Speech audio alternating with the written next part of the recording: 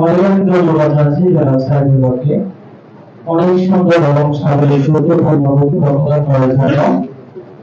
আমি আশা করছি আমাদের প্রত্যেক পরীক্ষার্থী এবং আমার অদূর শিক্ষার্থী তার বক্তব্যকে এটা ভালো শিক্ষা গ্রহণ করবে। প্রিয় সুধী, এই পর্যায়ে আমাদের সামনে বিদেশি শিক্ষার্থীদের উদ্দেশ্যে বক্তব্য প্রদান করবে মোহাম্মদ কলেজের সমাজ বিজ্ঞান বিষয়ের প্রভাষক জনাব মিজানুর রহমান স্যার।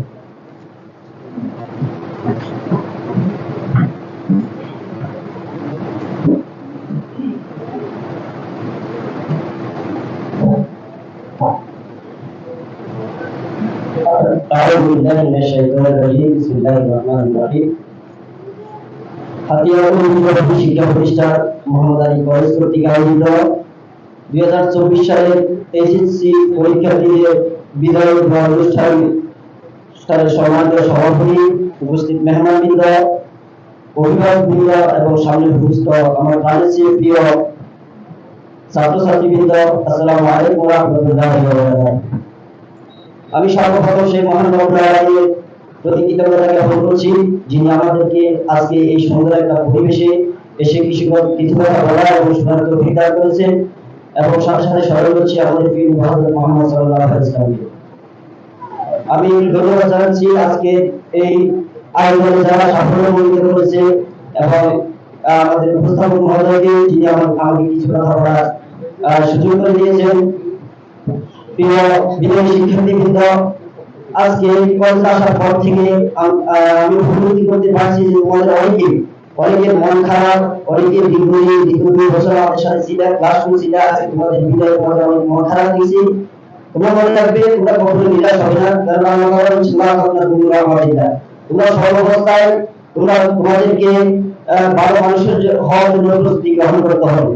তোমরা আগামী দিনের জন্য আগামীকাল কি হবে তার আশায় সবসময় ভালো আশা পোষণ করবে। তোমরা মনে রাখবে, তোমরা এটা ভেবো না যে মহান আল্লাহ ওদের জন্য সফলতা রেখেছেন, আমার জন্য মহান কিছু নেই। তোমরা এটা কখনো ভাববে না। তোমরা এই আশা পোষণ করবে যে মহান আল্লাহর অনুগ্রহ, তোমাদের চেষ্টার ফল তোমরা অবশ্যই লাভ করতে পারবে। প্রিয় শিক্ষার্থীবৃন্দ, সফলতা সর্বোত্তম ফলতা হলো এই যুব সমাজের সামনে এক মহান ব্যক্তিত্বের উদাহরণ থাকবে। তুমি তাকে প্রত্যাশা করবে, তাকে সর্বদা অনুসরণ করবে এবং তার চোখে চোখে সর্বদা তোমাকে রাখবে। তাহলে তুমি দিন দিন সফলতার দিকে ফিরে যেতে পারবে। প্রিয় শিক্ষার্থী, মিশরের একজন প্রখ্যাত কবি আহমদ শাওকি বলেছেন, আমাদের উদ্দেশ্যে বলে গিয়েছেন, হে জগতের শিক্ষা মণ্ডলী, হে সমাজের রাজনীতিবিদগণ, হে যুব সমাজদেরকে অনিষ্ট কল্যাণ পথে আহ্বানকারী সম্প্রদায়, তোমরা এই সমাজের যুবকদেরকে সাম্য সমতা শিক্ষা দাও। তাহলে তারা তোমাদেরকে পরিণত বয়সে সত্য ও সততার পথ আবিষ্কার করে দিয়ে যেতে পারবে।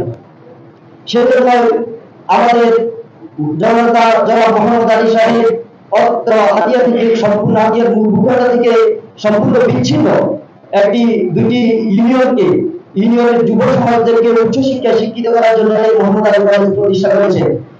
এবং এই কলেজে আমি যতটুকু জানতে পারছি যে এই 2 বছর এখানে আমরা যে প্রথম বেচে 92 জন এবং 99 জন পরীক্ষা দিয়েছি, আমরা বুঝতে পারছি যে যদি এই কলেজটা না হতো মনে হয় এতজন পরীক্ষার্থী ইন্টারমিডিয়েটে বসতে পারতো না। কিন্তু সে জোরে পড়া শিক্ষার্থীদের উচ্চশিক্ষার জন্য শিক্ষিত করার জন্য তিনি এই কলেজ প্রতিষ্ঠা করেছেন। বিশেষভাবে নারী শিক্ষার শিক্ষিত করার জন্য এই কলেজ যুগান্তর তার ভূমিকা পালন করছে এবং ভবিষ্যতে করবে ইনশাআল্লাহ। আর এই নারী শিক্ষার অগ্রগতির জন্য তিনি এটাকে বিবেচনা করে তিনি ভেবেছেন যে নারী জাতি যখন কুসংস্কার, অজ্ঞতা এবং নিরক্ষতার মধ্যে দায়িত্ব পালিত হয়, তখন তার পরবর্তী পুরুষ তথা পরবর্তী বংশধরের জন্য একটি পরবর্তী বংশধরকে মূর্খ এবং জ্ঞানহীন জাতিতে পরিণত করে। সে উদ্দেশ্যে তিনি এই কলেজ প্রতিষ্ঠা করেছেন। এই জন্য ন্যাপকিন বলেছেন, আমাকে একটি শিক্ষিত বানাও, আমি একটি শিক্ষিত জাতি উপহার দিব।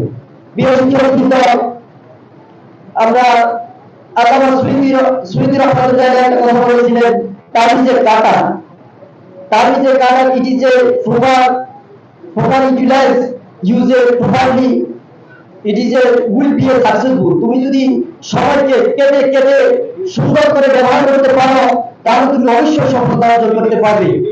বা তুমি যদি এই সময়কে সঠিকভাবে ব্যবহার করতে না পারো এই সময় তোমাকে কেটে কেটে টুকরো টুকরো করে ফেলবে। সুতরাং তোমাদেরকে অবশ্যই সময়ের ব্যাপারে সচেতন থাকতে হবে এবং সময়ের মূল্য তোমাদেরকে যথাযথভাবে দিতে হবে।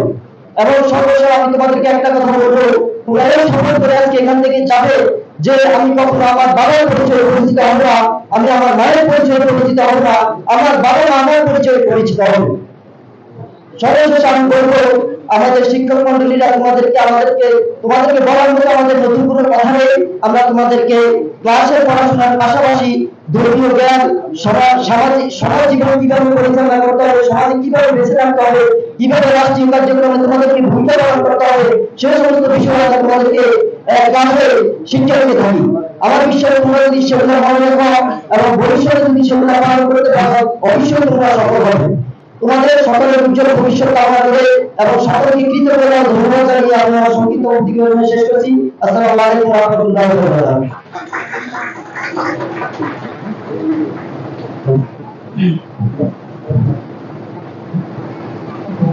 অনেক অনেক ধন্যবাদ জানাচ্ছি জনাব মিজানুর রহমান স্যারকে। বিদেশি শিক্ষার্থীদের উদ্দেশ্যে অনেক সুন্দর বক্তব্য প্রদান